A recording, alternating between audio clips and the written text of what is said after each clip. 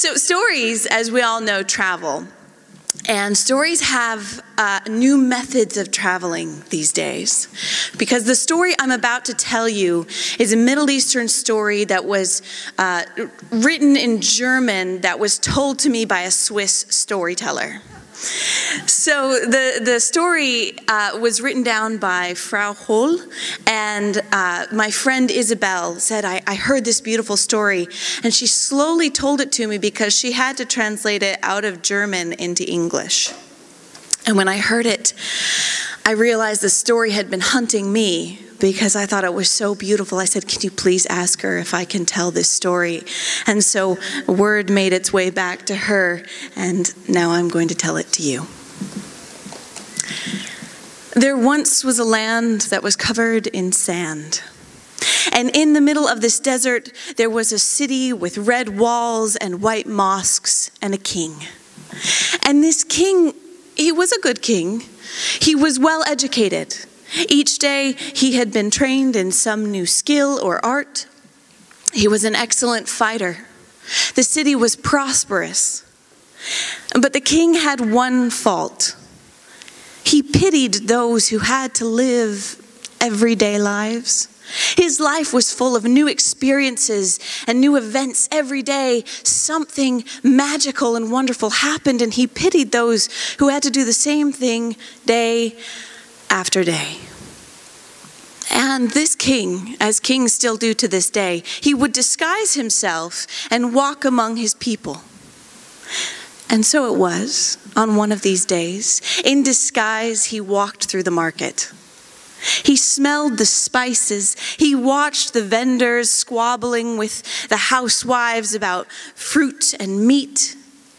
He passed by a young woman making baskets, watched her pick up a reed and pass it through a pile of baskets beside her, and he shook his head. It's unfortunate. Every day she has to work with those sharp sticks.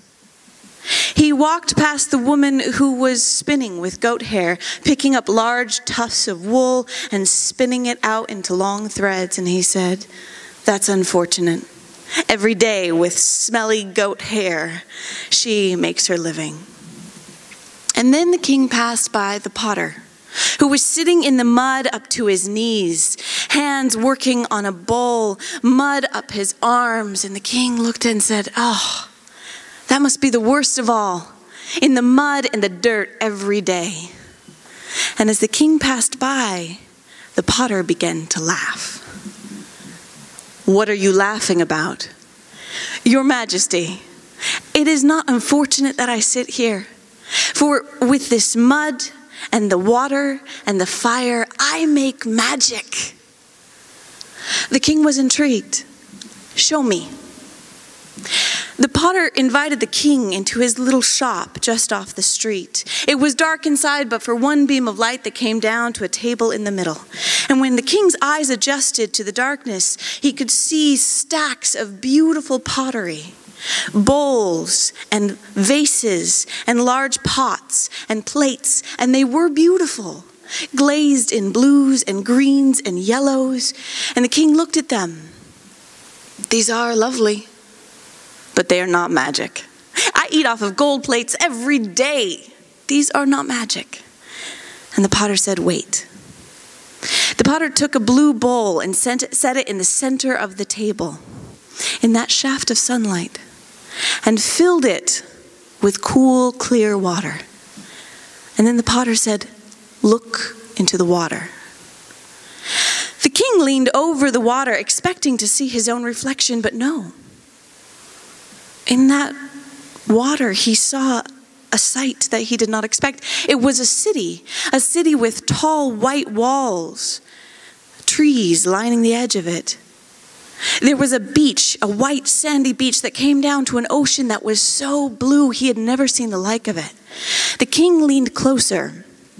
He started to be able to hear sounds from the city, sounds of people moving, a language he didn't quite catch catch. He couldn't quite understand. Music drifting up. The king leaned closer. He could smell the ocean. He could smell the spices from the city. The king leaned closer. His head touched the water, and in that moment, water was around him. It was in his ears, in his nose, in his mouth. Water was round his body, but no one drowns without a fight. The king kicked and struggled until his head came above the surface. He gasped for air. And there in front of him was the white city, swimming in the ocean towards the shore, staggering up towards the beach. And on the beach, there was a young man. This young man came towards the king. Are you her? Are you the girl that I have dreamed about night after night? I am no woman. But the hands were long and unfamiliar. The hair was long, and there were parts that were unfamiliar as well. And the poor young woman coming out of the water was struck dumb in shock. The young man didn't know what to do with her, so he put his cloak around her and took her home. And this young woman sat silently day after day. Now, the young man was the son of the goldsmith. And so they sat with this girl and tried to talk to her, but she sat for day after day not speaking, until finally his mother took charge. She took the young woman to the heart of the house, the kitchen, showed her how to make bread. And the young woman, it was as if she had never made bread before, because she was terrible at it, and it took a long time for her to learn how to knead the bread. And then when the bread was cooked in the oven and they had it for dinner, the young man leaned over to her and told her it was the best bread he had ever tasted. And the girl smiled. And so his mother taught her how to make the dishes that they were used to making. Taught her how to come into market, and slowly the girl started to talk. She learned how to buy vegetables and haggle for meat and spices. She learned how to make the dishes, and every night the young man would try to talk to her. And she would talk about her life before the ocean. And she talked about it as if she was talking about a dream. She couldn't quite remember it, but the young man listened attentively. And then his mother taught her how to spin wool. And the girl was quite terrible, to be honest. She did not know how to do it, and it took a long time before she got a straight thread. And finally, when she had enough thread, she learned to weave, and she made herself an apron, a festival apron. And when that was done, the young man asked her to the festival, and they went together, and they danced every dance together. And she smiled all the more when he whispered in her ear. And he asked her to marry him, and she said yes. And after their marriage, which was as grand as any wedding you've ever been to, after their marriage, her belly grew bigger, and in 9 months she gave birth to a boy who had a temperament like wind across the desert. And when that boy could walk, she gave birth to a baby girl with eyes as blue as the ocean that came up to that city. And when that little girl could walk, her husband became ill. The son of the goldsmith lay in bed, and though she sat beside him and she told him stories and she sang him songs, he died. And those of you who have lost someone knows how that hollows you out. And she was as hollow as she had ever felt. And when the funeral rites were over, her father-in-law called her to him, saying, "My dear, I don't know how they do it where you come from, but here in our city, when a husband dies and it is not in war, his wife must return to her people and the children stay with us. And we don't know where you came from. You came to us from the ocean, and so you must return to the ocean." And she was so cracked with the grief, she did not argue.